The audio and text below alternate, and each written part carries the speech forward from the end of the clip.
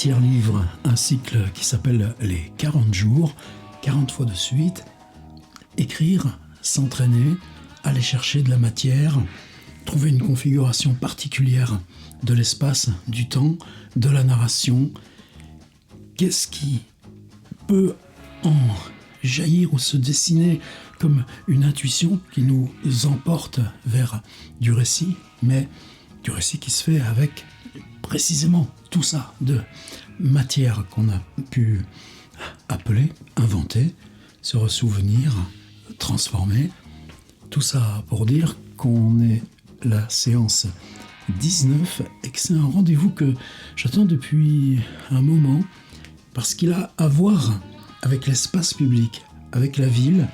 C'est pas la même chose, ville, espace public, et pour moi il y a une espèce de translation à faire si on veut organiser là ce qui se joue pour la possibilité ou des possibilités neuves de récits qu'on insère là dans le présent. Ce rendez-vous, c'était avec quoi ? Regardez, je vais le faire. Attendre, ne rien faire. Hors toute plaisanterie. Ces moments de... Bon, ça commence par une salle d'attente avec quelques magazines. Non, maintenant, il n'y en a même plus de magazines. Ils ont éloigné les chaises. Mais tout d'un coup, vous êtes un truc d'ophtalmo. Vous avez pris par Doctolib, tout simplement parce que c'était celui qui n'avait pas 6 mois d'attente. Et puis, vous vous retrouvez dans une espèce de cahute pile au-dessus du principal carrefour de la ville. Et tout est changé. Ou bien, c'est une translation dans une gare, un aéroport. Et puis, il va y avoir 1 heure à rester là. T'en fais quoi de cette heure ou 2 heures? Tu marches, t'attends, il y a des courants d'air. Tu n'as pas la possibilité, ou en tout cas rien d'autre à faire que rester ici.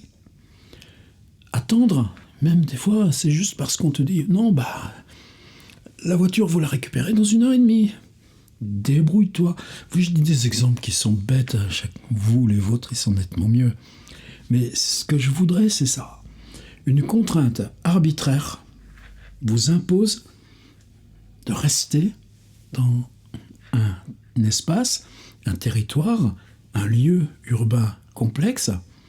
Ça peut pas être chez soi derrière la fenêtre, ça peut pas être l'insomnie ou l'attente, même si quelque part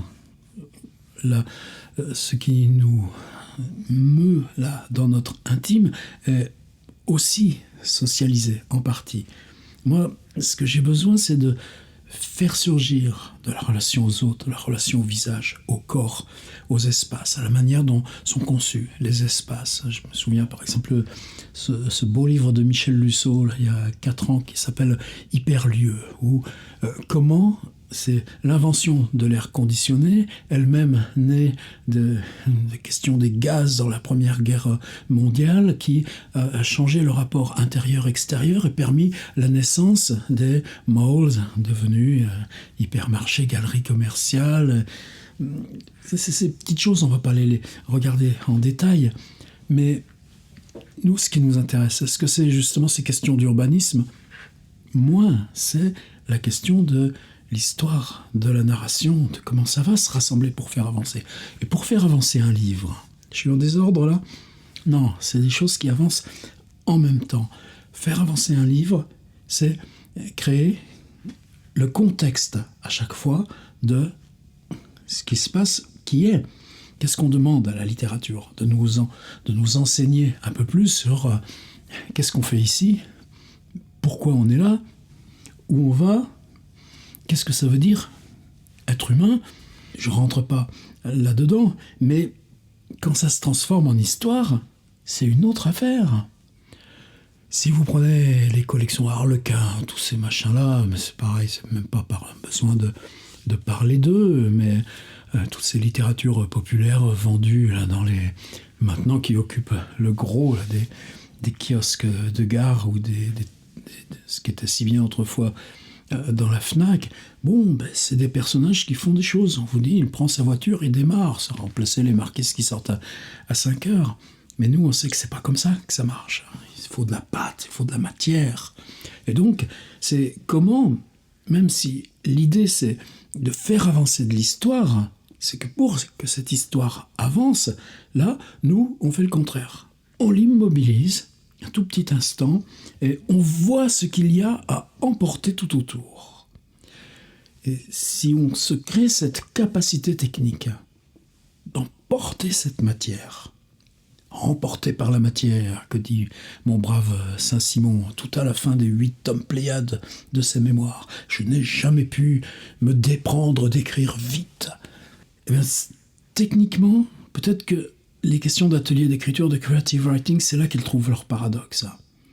Pour se mettre au service de ce qui doit avancer, eh bien, tu fais le contraire.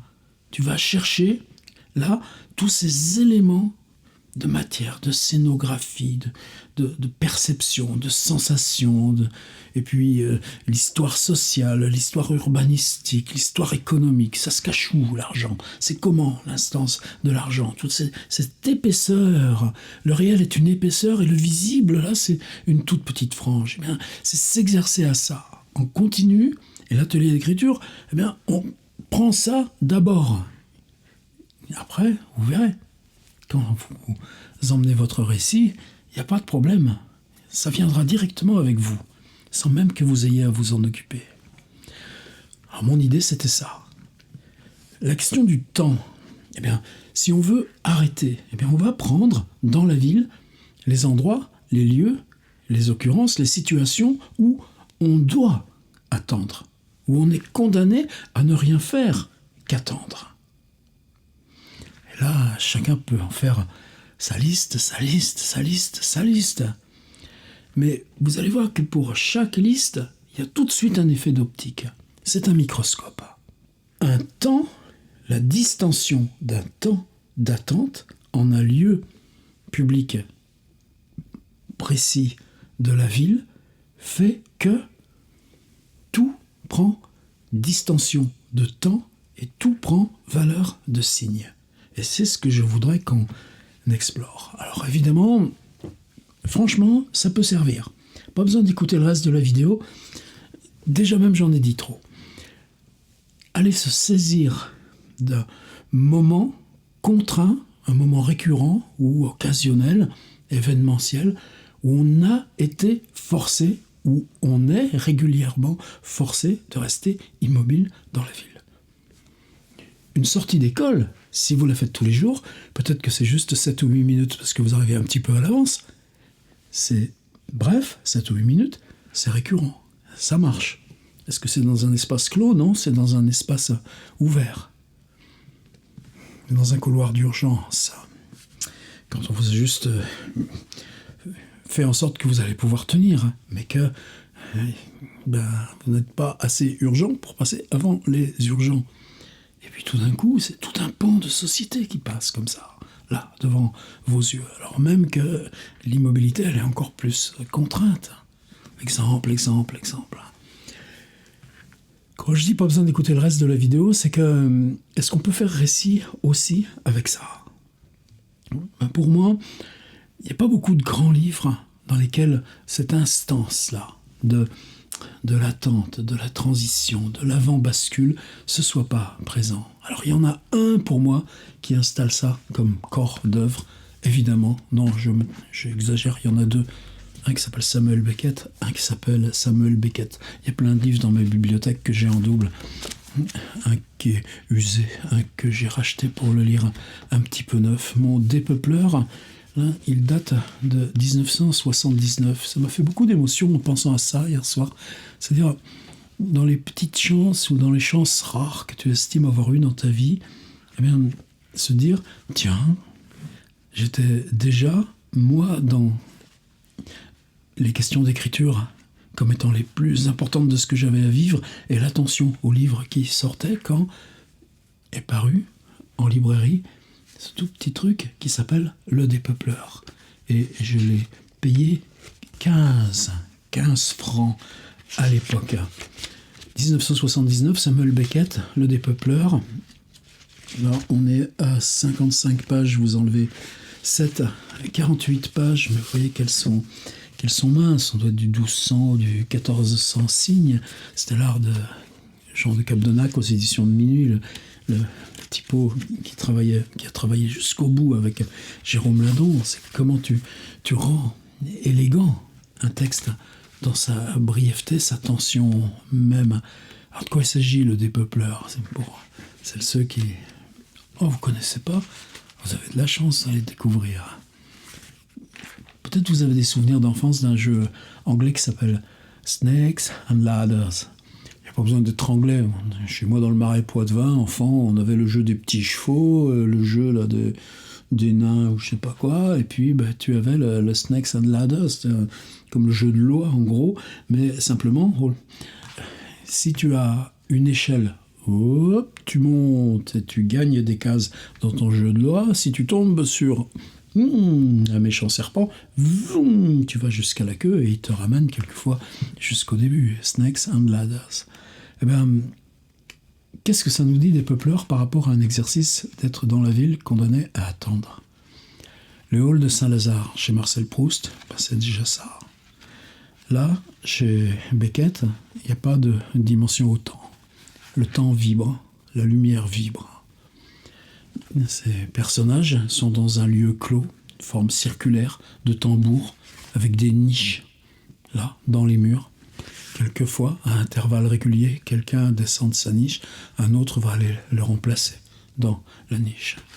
Et c'est juste des oscillations de corps pris dans le fait de ne pas pouvoir sortir du lieu et le fait d'organiser quand même cette vibration des mouvements, cette vibration-là qui est liée à la lumière propre au lieu. Ce qui frappe d'abord dans cette pénombre est la sensation de jaune qu'elle donne, pour ne pas dire de soufre, à cause des associations. Nous aussi, on va se méfier des associations. Ensuite, le fait qu'elle vibre de façon régulière et continue à une vitesse qui, pour être élevée, ne dépasse jamais celle qui rendrait la pulsation imperceptible. Et enfin, beaucoup plus tard, que de loin en loin et pour très peu de temps, celle-ci se calme. Ces rares et brefs relâches sont d'un effet dramatique inexprimable, pour dire le moins. Les agités en restent cloués sur place dans des postures souvent extravagantes, et l'immobilité décuplée des vaincus et sédentaires fait paraître dérisoire celle qu'ils affichent d'habitude. Les poings en voie de cogner sous l'effet de la colère ou du découragement se glacent à un point quelconque de l'arc pour n'achever le coup ou série de coups qu'une fois l'alarme passée. Similairement, ceux surpris en train de grimper ou de porter l'échelle ou de faire l'infaisable amour ou tapis dans les niches ou rampant dans les tunnels, chacun sans qu'il soit utile d'entrer dans les détails, mais au bout d'une dizaine de secondes, le frémissement reprend, au même instant tout rentre dans l'ordre. Texte basé sur une vibration, dès le début d'ailleurs. Comment ça lui est venu à Beckett ce mot dépeupleur? Ces jours où des corps vont, cherchant chacun son dépeupleur. Assez vaste pour permettre de chercher en vain, assez restreint pour que toute fuite soit vaine. C'est l'intérieur d'un cylindre surbaissé ayant 50 mètres de pourtour, 16 de haut pour l'harmonie, point, lumière, point, sa faiblesse, point, son jaune, point, son omniprésence, comme, etc., etc. Texte géant. Alors attention, Beckett, c'est casse-gueule. Si vous marchez dessus, hop là, c'est vous qui tombez, c'est pas lui. Donc il ne s'agit pas d'aller mimer le dépeupleur. Il s'agit juste de se dire que si on prend cette situation, l'obligation d'attendre, collectivement ou seul parmi d'autres qui sont là sans avoir besoin d'attendre, qu'est-ce que ça donne comme espace? Qu'est-ce que ça donne comme temps? Qu'est-ce que ça change aux voix, au corps, au regard les uns sur les autres? Et vous développez votre exemple. Par contre, qu'est-ce que nous dit la lumière du dépeupleur, si on l'ajoute là?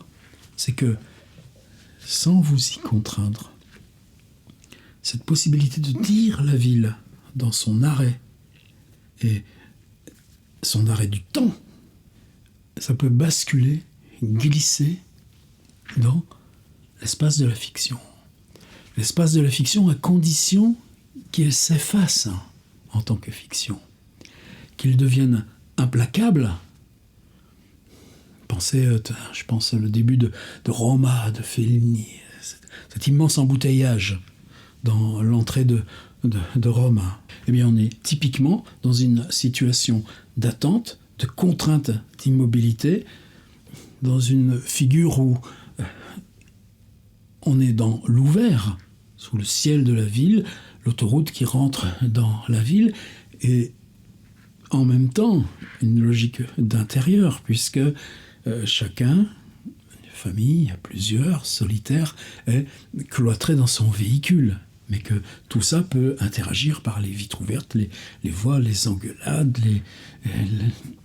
pas besoin là encore d'aller trop dans l'exemple, mais Fellini, il en fait quoi? Il en fait le lancement de sa fiction. Il ne documente pas les embouteillages à Rome. Ça y est, moi j'ai à peu près fait le tour. Vous voyez que, contrairement à quelques propositions précédentes où on était dans des directions très précises, moi ce que je vous propose là, c'est qu'on essaye d'inventer, de glisser. Pensez à vos univers, c'est-à-dire dans ce que vous développez, dans ce qui a déjà apparu de votre univers, si vous ajoutez juste cette petite case. Tiens, si j'ouvre cette petite case, c'est gens qui, quelque part, attendent. Gens, quelque part, dans une certaine dimension du temps, contraints à l'immobilité, à cette distension du temps. Et si on le fait exister, d'accord, ça fabrique des fables urbaines. Mais comment ces fables urbaines peuvent devenir allégorie de notre destin, de notre inquiétude? On va commencer à lever ces petites portes-là, très très progressivement. Est-ce qu'il y a de l'inquiétude ou de la peur dans Dépeupleur de Beckett? Beckett, il reste à distance. Il y a presque même une jouissance à ce rien. Voilà en gros le dernier état du cylindre de ce petit peuple de chercheurs, dont un premier, si ce fut un homme dans un passé impensable, baissa enfin une première fois la tête, si cette notion est maintenue. Est-ce que vous vous en souveniez que dans le Dépeupleur, la dernière phrase, c'était le premier homme qui baissa la tête? Vous comprenez? Pourquoi nous, là, on laisse le Dépeupleur d'à côté? Mais si on parle de ces situations, de l'attente, du temps perdu, de l'obligation d'attendre, c'est où, c'est quand, c'est pourquoi, d'accord. Mais qu'est-ce que je vois? Il se passe quoi? Et là, on est dans le récit. Mais ce récit, il y a forcément une lumière qui le traverse. Là, c'est juste le premier qui a baissé la tête. Et là, quelque chose de très simple peut devenir... quoi? Littérature. Demain, ce sera la fin de la deuxième décade. On va tâcher d'avoir une petite surprise.